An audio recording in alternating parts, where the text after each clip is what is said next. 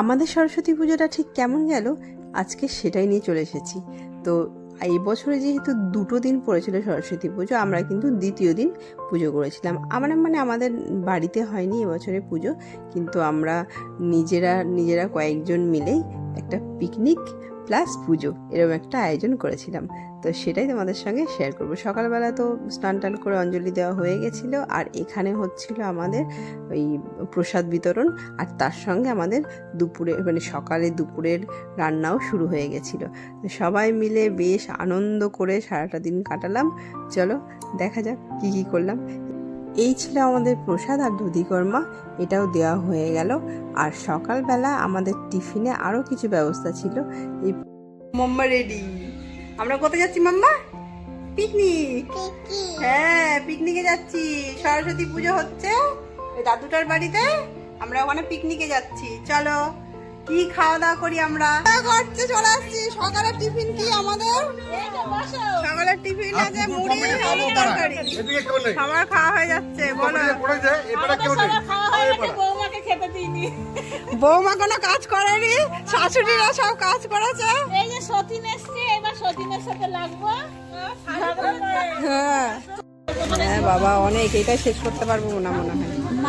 এই যে মুড়ি আর আলুর তরকারি, বাহ দারুণ খাবার। তাই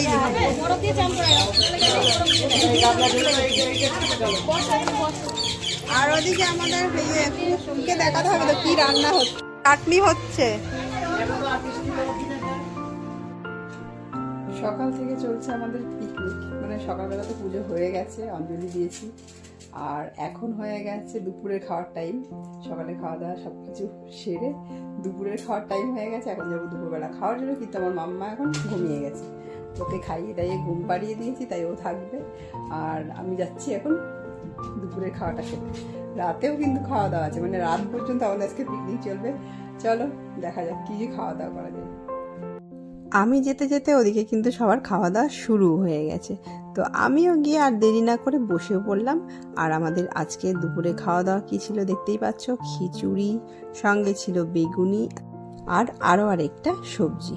তো খেতে তো বসলাম আমি, কিন্তু খেতে বসেও খাওয়াটা কমপ্লিট করতে পারলাম না। খাওয়ার মাঝেই ব্রেক। এই যে ম্যাডামের ঘুম ভেঙে গেছে। চলো এবার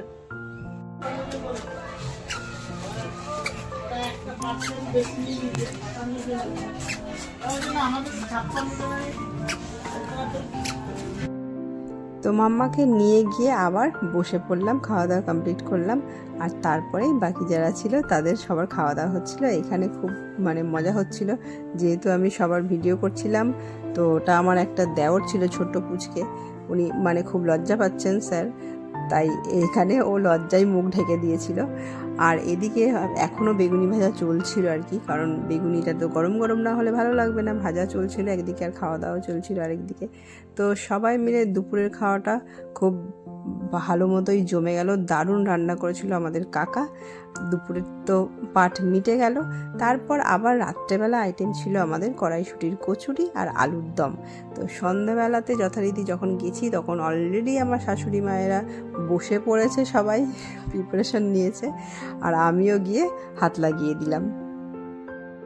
দেখলাম কাকা বেলছে আর কি কড়াইশুঁটির কচুরিগুলো। তো আমি বললাম আমি কি করে দেবো। তো কাকা খুব খুশি হয়ে বললো, এরমই একটা মানুষ খুঁজছিলাম যে এখানে বসবে আর কি। তো যথারীতি কাকাকে সরিয়ে দিয়ে আমি বসলাম।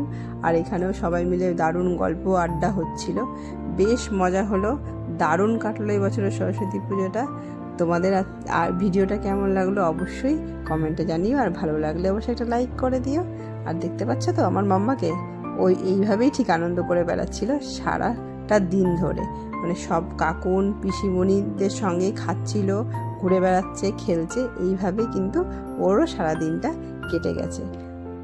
আর তোমাদের সরস্বতী পুজো তোমরা কেমনভাবে কাটালে সেটাও কমেন্ট করে জানিও। তাহলে দেখা হবে নতুন কোনো আরেকটা ভিডিওতে। ততক্ষণ টাটা, বাই বাই, সবাই ভালো থেকো।